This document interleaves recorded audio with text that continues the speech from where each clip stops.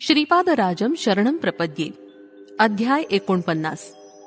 श्रीपाद प्रभूंचे कर्मविनाशासंबंधीचं विधान. 33 संख्या विशेष. कुरुगड्डीतील श्रीपादांचे कार्यक्रम. श्रीपाद प्रभू एकदा म्हणाले, शंकर भट्टा, आपण ज्याचे अनुष्ठान करतो ती अग्निविद्या आहे. अग्नि उपासना करणं श्रोत्रीय लक्षण आहे. तुझी अग्नि उपासना म्हणजे विझलेल्या शेगडीवर स्वयंपाक करण्यासारखी आहे. यावर मी श्री प्रभूंचा जय जयकार करून म्हणालो, महाराज, माझ्या जीवनानंतर सुद्धा ही शेगडी अशीच राहणार आहे. यावर श्रीपाद प्रभू म्हणाले, तुझ्या विझलेल्या शेगडीत स्वतःची शक्ती नाही. माझ्या योगशक्तीनं त्या शेगडीवर केलेला स्वयंपाक प्रसादरूप होऊन भक्तांची दैन्य दुःख हरण करत आहे. ही शेगडी अजून 9 वर्षेपर्यंत पेटणार आहे. म्हणून मी 33 वर्ष गुप्त स्वरूपात राहिलो. त्यानंतर 3 वर्षपर्यंत तेज स्वरूपात राहून श्रद्धाळू भक्तांनाच दर्शन देत होतो. तेव्हा मी 33 वर्षांचा होतो. योग्यांच्या जीवनात 33व्या वर्षी अनेक बदल घडून येतात. रुद्रगणांची संख्या 33 कोटी आहे. श्रीपाद प्रभू पुढे म्हणाले, आपला अग्नियज्ञ त्यानंतर सुद्धा चालूच राहील. कर्माला स्थूल रूप देऊन दग्ध करण्याचं प्रतीक म्हणून अग्नी आराधना करायची असते. यामुळे भक्तांचं कर्म स्थूल रूप घेण्यापूर्वी सूक्ष्म रूपात असतं. त्यापूर्वी कारणरूप देह हा कारण शरीरात असतो. त्यामुळे 33 वर्ष उलटल्यावर अशा प्रकारची अग्निपूजा करायची गरज नसते. त्यावेळी माझा आश्रय घेणाऱ्याची पापकर्म सूक्ष्म शरीरात राहून आणि कारण शरीरात राहून योग अग्नीनं दग्ध होऊन जातात. माझे भक्त येऊन त्यांचा ते स्वयंपाक करून आपली क्षुधा तृप्त करतील असे 3 वर्षेपर्यंत चालेल. त्यानंतर या स्थूल रूपात अग्निपूजा करण्याची आवश्यकता नाही. पृथ्वी यज्ञाचा मी प्रारंभ केला आहे. तो यशस्वी रीतीनं चालू आहे. तसंच जलयज्ञ सुद्धा मी सुरू केला आहे. तो सुद्धा मोठ्या थाटात साजरा होत आहे. आता अग्निपूजा आणि अग्नियज्ञाची सुरुवात करायची आहे.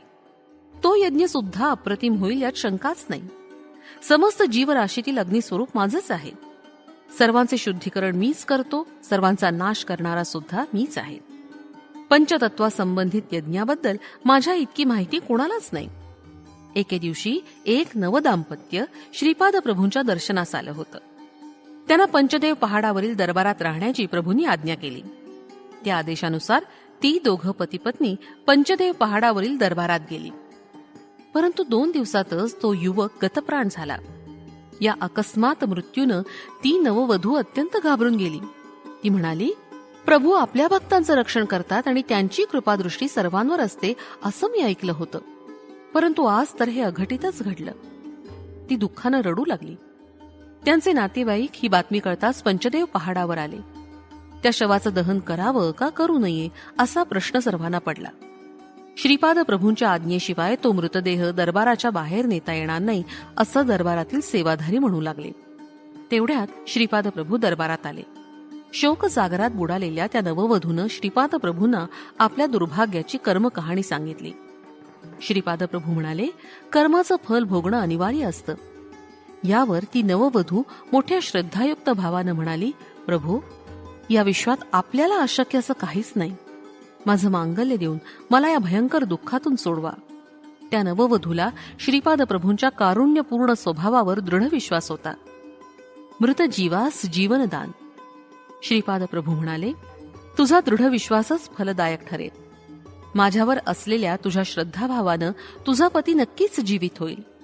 कर्मसिद्धांताचा व्यतिरेक न होता तुला एक उपाय सांगतो.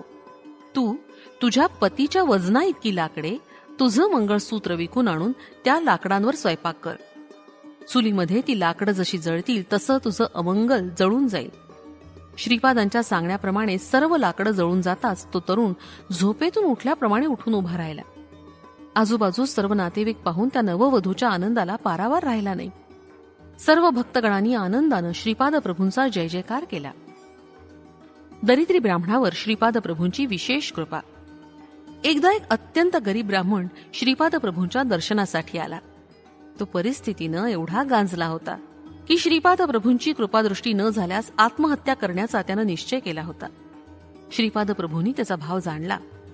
त्यांनी शेगडीतलं एक जळतं लाकूड आणून त्याचा त्या ब्राह्मणाच्या पाठीस स्पर्श केला. त्या जळत्या कोलितानं ब्राह्मणाची पाठ भाजली आणि त्या वेदना बऱ्याच वेळ होत्या. श्रीपाद प्रभू म्हणाले, अरे ब्राह्मणा, तू आत्महत्या करण्यास सिद्ध झाला होतास. मी तुझी उपेक्षा केली असतीस तर तू खरोखरी आत्महत्या केली असतीस. त्या आत्महत्येच्या संबंधित सर्व पापकर्मांची स्पंदनं या जळत्या लाकडाच्या स्पर्शानं नष्ट झाली आहेत. आता तुला दारिद्र्यापासून मुक्तता मिळेल. असं म्हणून श्रीपाद प्रभूंनी थंड झालेलं ते लाकूड त्या ब्राह्मणास देऊन पंचात बांधून काळजीपूर्वक घरी घेऊन जाण्यास सांगितलं. प्रभूंच्या आदेशानुसार त्या ब्राह्मणानं ते लाकूड पंचात बांधून घरी नेलं. घरात जाऊन त्या पंचाची गाठ सोडून पाहिलं तर काय आश्चर्य, ते लाकूड सोन्याचं झालं होतं. अशा प्रकारे त्या गरीब ब्राह्मणावर श्रीपाद प्रभूंची विशेष कृपा झाली होती. श्रीपाद प्रभूंनी अनेक भक्तांच्या पापाचं अग्नियज्ञानं दहन केलं होतं. काही वेळा ते भक्तांना वांगी, भेंडी, भोपळा अशा फळभाज्या आणण्यास सांगत. त्या भाज्यांच्या रूपानं भक्तांच्या पापकर्माची स्पंदनं आकर्षून घेत. अशा प्रकारच्या भाज्या स्वयंपाकात वापरून भक्तांना खाण्यास देत. त्यामुळे ते कर्मबंधनातून मुक्त होत. एकदा एक उपवर कन्या श्रीपादांच्या दर्शनासाठी आली. तिचा विवाह कुठं जमतच नव्हता. तिला कुजदोष म्हणजे मंगळदोष असल्यानं प्रभूंनी तिला कंद आणावयास सांगितला. त्या कंदाची भाजी त्या मुलीसह तिच्या कुटुंबियांनी खावी असं प्रभूंनी सांगितलं. त्याप्रमाणे केल्यानंतर कर्मबंधनातून मुक्तता होऊन तिचा एका योग्य वराबरोबर विवाह झाला. श्रीपाद प्रभू काही लोकांना गायीचं तूप आणून स्वयंपाकासाठी देण्यास सांगत, तर काहींना गायीच्या तुपाचा दिवा देवासमोर लावण्याचा आदेश देत.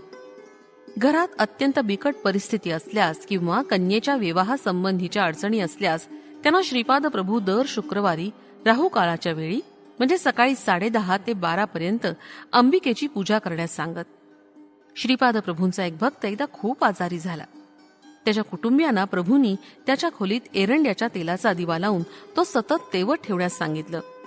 तो दिवा कोणत्याही परिस्थितीत विझायला नको असं त्यांना बजावून सांगितलं. असं केल्यावर तो भक्त लवकरच रोगमुक्त झाला. एका भक्ताची आर्थिक परिस्थिती अत्यंत बिकट होती.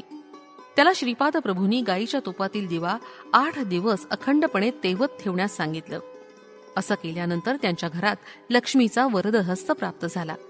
अशा कितीतरी नवीन नवीन पद्धतीद्वारा श्रीपाद प्रभूंनी आपल्या भक्तांची पापकर्मापासून मुक्तता केली. या सर्व पद्धती समजून घेणं सामान्य माणसाला असाध्य आहे. श्रीपाद श्री वल्लभांचा जय जयकार असो. फलश्रुती समस्त कर्मदोषापासून निवृत्ती.